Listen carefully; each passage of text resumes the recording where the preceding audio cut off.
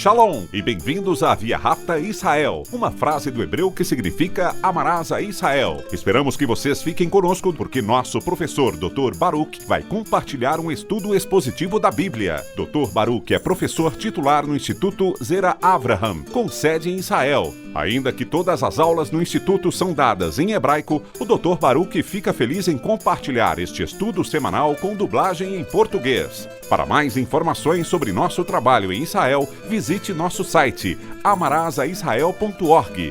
Fiquem agora com o Dr. Baruch e a aula de hoje. Last week, we concluded our study of the book of Revelation. Na aula da semana passada, concluímos nosso estudo do livro do Apocalipse e vimos o quanto esse livro é importante para se compreender o que Deus fará para concretizar o estabelecimento do seu reino. E nós o estudamos verso por verso, às vezes palavra por palavra, ao longo de todos os 22 capítulos.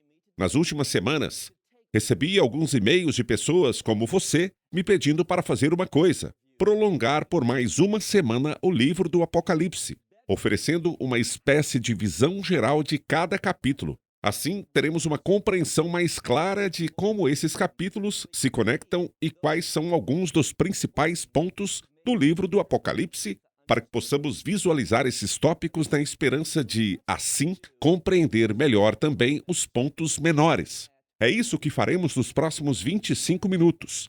Vamos percorrer, de forma bem breve, o Apocalipse do capítulo 1 ao capítulo 22. O capítulo 1 começa com uma afirmação, a declaração de que esta revelação, antes de tudo, nos apresenta o Messias Yeshua, o seu caráter, não como o cordeiro que foi imolado, mas como o leão de Judá. E vemos uma descrição sua com olhos, que são chamas de fogo, e com cabelo branco. É uma descrição que lembra, e muito, aquele que está no trono em passagens como as do livro de Daniel e do livro de Ezequiel. O capítulo 1 apresenta uma visão bastante peculiar, bastante precisa do Messias, para que tenhamos isso em mente quando ele retornar. No primeiro capítulo, começamos a abordar certas coisas sobre sua personalidade, sua obra, e depois avançamos para os capítulos 2 e 3 do Apocalipse. Vamos então para as 7 mensagens enviadas para as 7 congregações no exílio. E conversamos sobre como é importante que eles estivessem no exílio, porque a verdade do livro do Apocalipse traz alguém do exílio para o reino de Deus. Uma das coisas que vimos foi que, para cada uma das 7 igrejas, ele diz: eu conheço as suas obras. Isso é importante. Nós não somos salvos pelas ações, mas pela graça de Deus, pela fé, não por nós mesmos, mas pela obra salvadora do Messias no madeiro. Nós somos chamados a viver uma vida santificada, e a santificação tem uma relação intrínseca com os mandamentos de Deus, que nos ensinam a viver. Em segundo lugar, nós encontramos nestas epístolas às 7 congregações que ele diz que somos chamados a ser vitoriosos. E isso é importante. Ele está dizendo à igreja: você precisa ser vitorioso. E isso é importante para os últimos dias.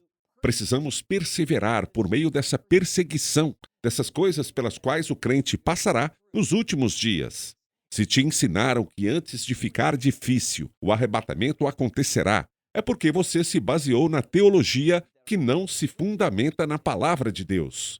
Nós voltaremos a este assunto depois. A segunda coisa que quero dizer a respeito dos 2 capítulos, Apocalipse 2 e 3, é que não devemos encará-los como cada igreja sendo diferente, referindo-se a um período de tempo diferente, onde a primeira igreja mencionada é a mais antiga e a última se refere aos últimos dias.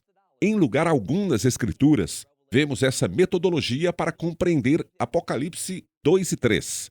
Precisamos vê-las como uma descrição da igreja em todos os tempos, especialmente nos últimos dias. Passemos agora para Apocalipse capítulo 4, que começa com João sendo chamado para os céus. Lembre-se do que está escrito: João, ninguém mais. João foi chamado aos céus para receber a revelação deste livro. Ali não diz que o arrebatamento acontece em Apocalipse capítulo 4, E está errado interpretar a Bíblia quando João está sendo chamado e ele diz: "Oh, esse é realmente o corpo de crentes, é a igreja sendo arrebatada." Se você usar essa metodologia ao interpretar a Bíblia, ela permite que as pessoas criem simbolismos extravagantes a partir de outras passagens que levam a interpretações incorretas. Então, quando diz que João foi convocado, sabe o que isso significa? Significa que João foi convocado. Não associe isto ao arrebatamento da igreja. No capítulo 4 do Apocalipse, ele é chamado e ele vê uma imagem dos céus. Ele vê os 24 anciãos. E isso é importante, porque os anciãos representam os 12 líderes, os 12 patriarcas das tribos de Israel e também os 12 apóstolos do Messias, a unidade entre o Antigo Testamento e o Novo Testamento, referindo-se a uma verdade. Nós também vemos as 4 criaturas nos céus, que representam o quê? A adoração a Deus. Também vemos em Apocalipse capítulo 5, aquele que é digno, o próprio Deus. Agora vamos avançar para o capítulo 5. Ali encontramos a descrição, a visão de um livro selado com 7 selos. E ninguém é digno de abri-lo, nem na terra, nem debaixo da terra, nem mesmo nos céus. Apenas um. Enquanto o mundo inteiro está chorando, porque entende que esse livro está ligado ao estabelecimento do reino, e ninguém é digno, há grande tristeza. Então o próprio Cordeiro se manifesta. Ele é digno de abrir os selos do livro. Agora passamos para o Apocalipse capítulo 6, onde vemos os julgamentos dos selos. Vemos que o primeiro é branco e se refere a alguém que vai à frente conquistando, mas cuidado! Este que conquista não é aquele que vemos em Apocalipse 19, que está sentado naquele cavalo branco, que é o Messias. Este é falso. Ele sai conquistando. Depois há um cavalo vermelho, o que significa que ele tira a paz do mundo e provoca guerra. O terceiro cavalo é preto e simboliza pestes e fome, e o fato de que o preço das coisas dispara. Depois, o quarto cavaleiro é aquele que representa a dor. Descobrimos aqui que ele é chamado de morte e que Hades o segue. E há uma conexão entre os 3 primeiros cavaleiros e o quarto. Todos eles servem a um só, que é Satanás. Em seguida, veremos que haverá um novo império, e este império surgirá a partir da instabilidade. Acontecerão coisas terríveis, e então haverá estabilidade. E o que esta estabilidade traz? Ela vai trazer à tona uma oportunidade, porque o 5º selo é a perseguição daqueles que têm a palavra de Deus e o testemunho de Yeshua. O 5º selo aponta para a perseguição dos crentes nos últimos dias. O 6º selo, também no capítulo 6 do Apocalipse, anuncia a ira de Deus, mais precisamente a ira do Cordeiro. Mas isso não acontece, não vem, mas está no limiar, está quase chegando. Passamos em seguida para o capítulo 7. 2 coisas importantes acontecem em Apocalipse capítulo 7. A primeira é que, mais uma vez, a ira de Deus é iminente, mas ela ainda não caiu, porque primeiro um anjo do céu diz: "Você deve selar as tribos de Israel." Depois de selar as tribos de Israel, vemos que há aqueles que são retirados desse mundo e eles se encontram no paraíso.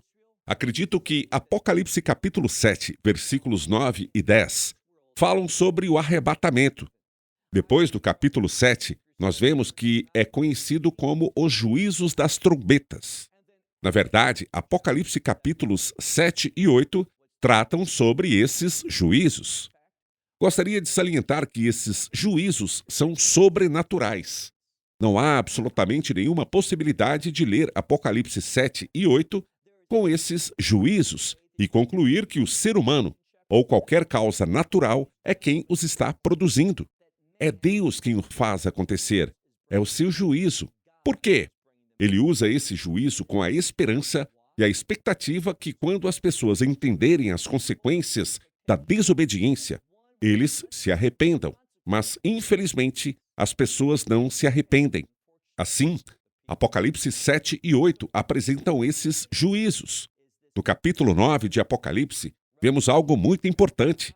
é a continuidade do juízo de Deus nas trombetas. Então, Apocalipse 8, 9 apresentam os juízos das trombetas. E depois, Apocalipse capítulo 10. Do capítulo 10, percebemos algo muito importante.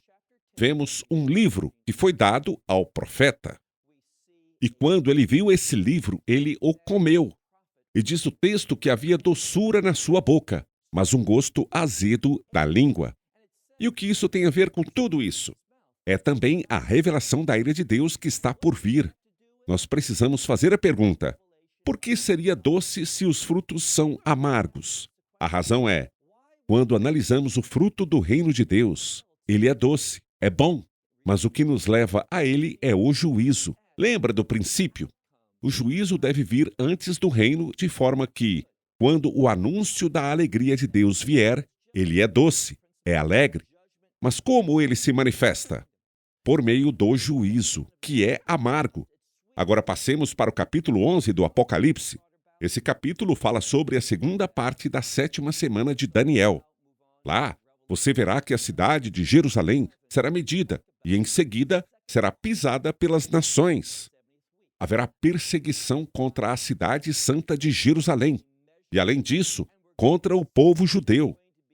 Porém, durante esse período final, os últimos 3 anos e meio, os últimos 42 meses, os últimos 1260 dias, surgirão 2 testemunhas. Entretanto, não sabemos quem são essas pessoas. Muitos acreditam que, em função de algumas pistas, eles são Moisés e Elias, e que eles vão testemunhar, que terão poderes sobrenaturais de forma que, qualquer um que queira matá-los, o fogo sairá de suas bocas e irá consumi-los, e que eles profetizarão durante esse período. E quando cumprirem sua profecia, Deus dará às pessoas a oportunidade de responder. Mas o que acontece? Eles se voltarão com violência contra esses 2 profetas e os matarão. E quando eles tiverem matado esses profetas, eles, ou seja, o mundo se alegrará. Eles enviarão presentes uns aos outros, como se fosse feriado. Depois, o que acontece? Ao final de 3 dias e meio, muitas pessoas acreditam que esses 3 dias e meio são remanescentes dos 3 anos e meio de perseguição ao povo de Deus. O que vai acontecer no final? Eles se levantarão e subirão aos céus. Vamos agora passar para Apocalipse capítulo 12. Ali vemos uma espécie de pausa. Em vez de continuar a revelação e profecia, Apocalipse 12 tem uma espécie de pausa e revê alguns pontos. E ali vemos uma mulher. E essa mulher representa Israel. E nós entendemos que ela dá à luz a um filho homem. E os dragões querem fazer ali o quê? Os dragões querem perseguir e devorar o filho do homem. E quem é esse filho do homem? Bem, quem é filho homem que vem de Israel? O Messias. E quando eles não conseguiram devorar o filho homem, o que ele faz? Entenda o princípio. Ele quer destruir o Messias porque, ao destruí-lo, ele destrói o reino de Deus. Ele destrói os planos e os propósitos de Deus. E quando ele não destruiu o Messias, o que aconteceu? Ele foi atrás de Israel. E Israel fugiu para o deserto, para o lugar que Deus havia preparado para ela. Por quanto tempo? Por 3 anos e meio, por 42 meses, por 1260 dias, ou seja, a última metade da 7ª semana de Daniel, a última metade dos últimos 7 anos de Daniel. Vamos passar para o capítulo 13, que tem 2 importantes acontecimentos. Nós olhamos e vemos o mar. E o que o mar representa? O mar fala sobre instabilidade. O mar fala sobre medo.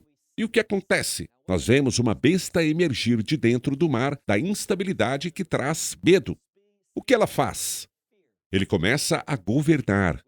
Na segunda metade de Apocalipse 13, encontramos uma outra besta, que é o falso líder, o anticristo. Ele surge, porém não surge do mar, mas sim de uma terra de estabilidade. Haverá um tempo falso de estabilidade, prosperidade e segurança no mundo. E, inicialmente, esse será o tempo do anticristo. Ele usará esse tempo. Se você observar atentamente em Apocalipse 13, nos versículos 7 e 8, você verá que ele persegue. E mais uma vez, essa é uma revisão. Ele persegue aqueles que têm o testemunho do Messias e da palavra de Deus. Quando nos dirigimos para Apocalipse 14, vemos o grande número, 144 mil. No capítulo 7 do Apocalipse, ele representa Israel, o povo de Deus.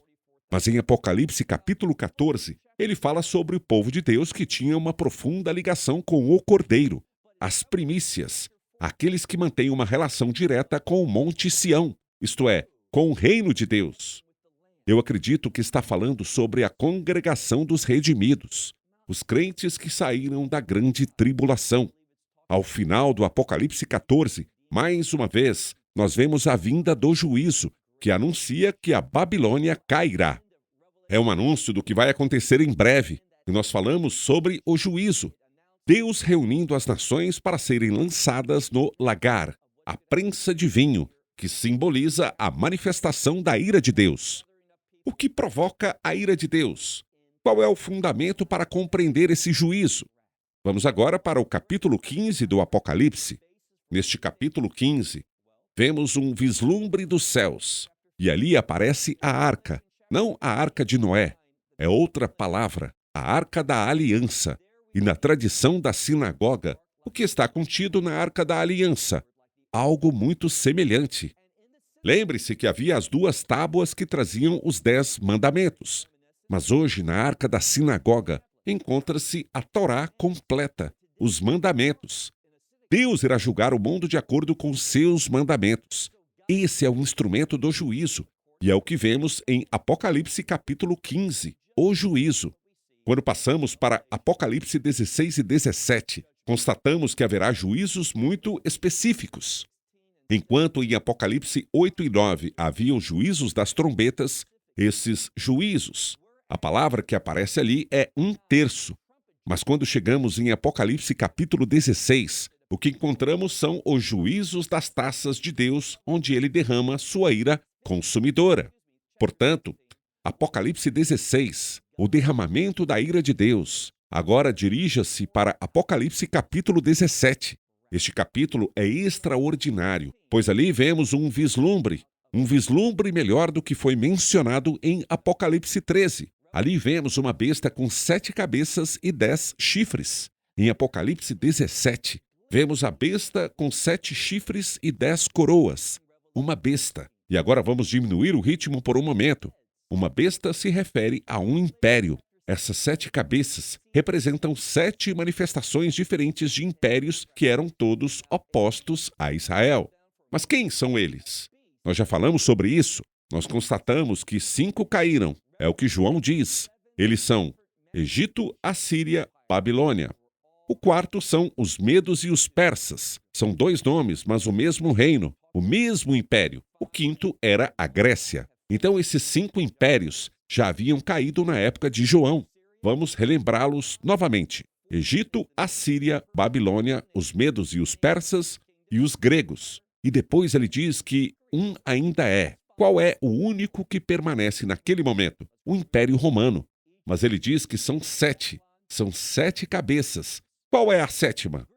É aqui que as coisas se tornam muito, muito interessantes. Porque você tem que se perguntar o quanto você acha que estamos perto dos últimos dias. Ou esse 7º ainda não veio, e ele virá, ou ele já veio. Por que eu faço essa pergunta? Porque o texto diz que o 7º é único. Isso aparece tanto na profecia de Daniel, quanto na profecia de João. Ele é singular.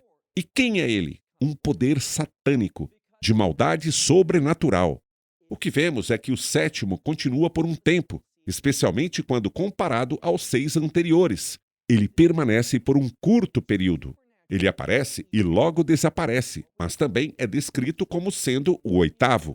Essa é a verdade. Ou você diz que o 7º ainda não veio e você não sabe quem ele é. Ele virá por algum tempo, vai embora e depois ressurge, pois está escrito que o 8º procede do 7º. Então, tudo bem, você pode pensar desta forma.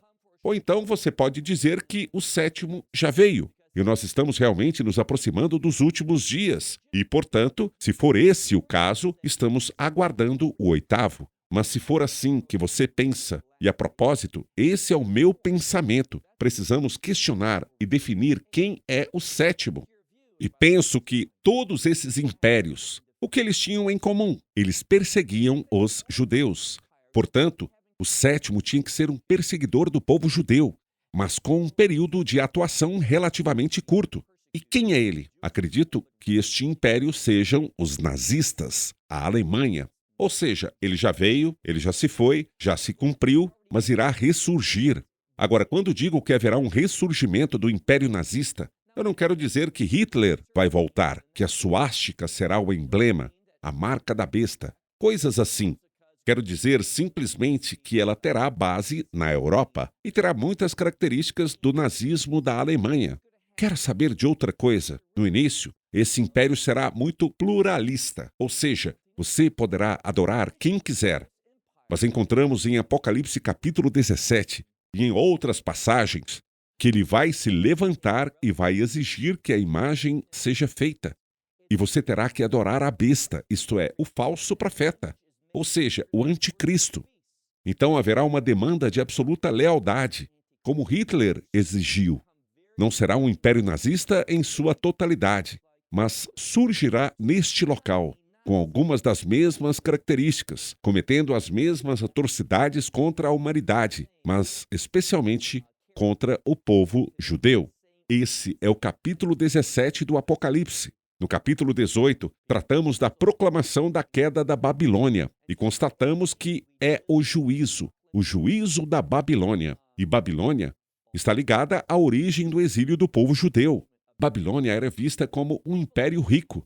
Por isso, o que veremos, se você prestar bastante atenção em Apocalipse capítulo 18, veremos que, em um instante, a riqueza do mundo se transforma em nada. Esse é o juízo da Babilônia.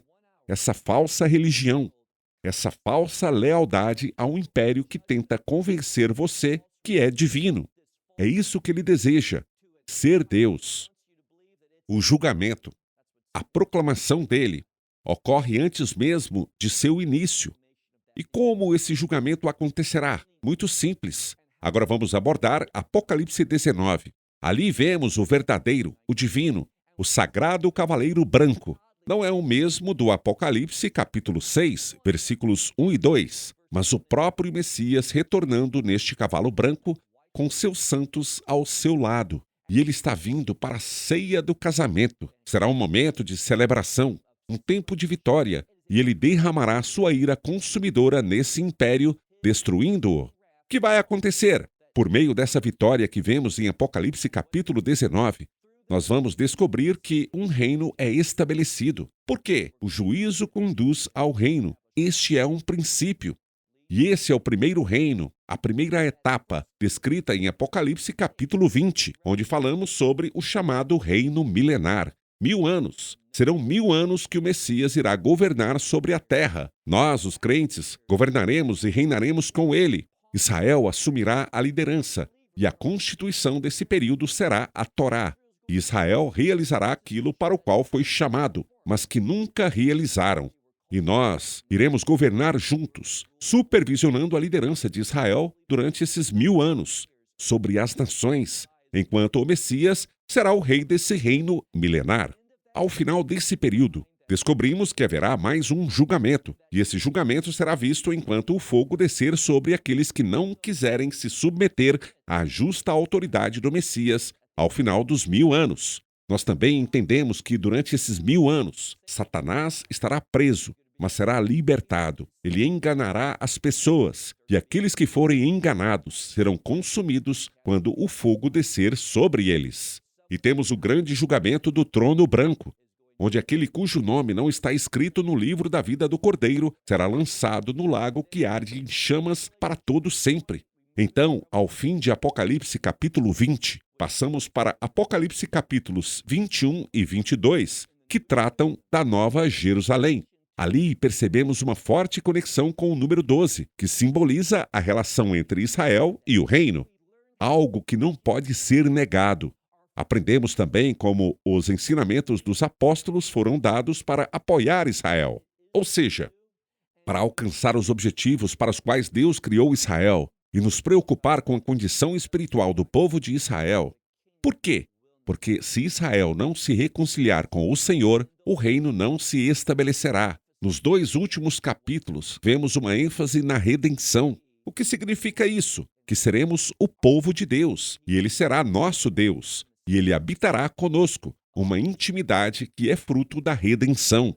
E quando Deus habita com seu povo, o que fazemos? Iremos adorá-lo em espírito e verdade. Vivenciaremos a eternidade com suas bênçãos, com sua presença. Iremos experimentar essa mesma intimidade, até mais do que antes. No primeiro jardim do Éden, nós estaremos na Nova Jerusalém, o jardim de Deus, onde não haverá mais lágrimas, não haverá mais tristeza, não haverá mais morte, mas ao invés, nós desfrutaremos das bênçãos eternas de Deus ao estar com Ele e conhecê-lo. E diz o texto que nós veremos o rosto de Deus, ou seja, nós seremos abençoados. Quando olhamos para o livro do Apocalipse, numa visão geral, vemos como ele flui. Ele é lógico. Tudo se baseia na mesma mensagem, na mesma revelação que encontramos nos profetas de Israel. Por isso, nos 2 últimos capítulos do livro do Apocalipse, percebemos um destaque maior dado às profecias. E é por isso que, quando começarmos no próximo estudo durante nossos programas, iremos estudar o profeta da salvação. Quem é ele? Oséias. Ele tem uma mensagem muito difícil de ouvir, mas que conduz à mesma esperança, a essa mesma bênção, que é o reino de Deus. Bom, estou sem tempo. Até a próxima semana. Que Deus te abençoe ricamente. May God richly bless you. Esperamos que você tenha desfrutado da aula de hoje e que possa compartilhá-la com outros. Te convidamos a participar e nos acompanhar a cada semana, a esta hora e por este canal, em mais um episódio de Amarás a Israel. Para mais informações em português, visite amarasaisrael.org, onde encontrará muitos outros estudos realizados pelo Dr. Baruch. Até a próxima semana. Que Deus, nosso Messias e Yeshua, nosso Senhor Jesus Cristo, te abençoe durante a sua caminhada com Ele. Shalom, desde Israel.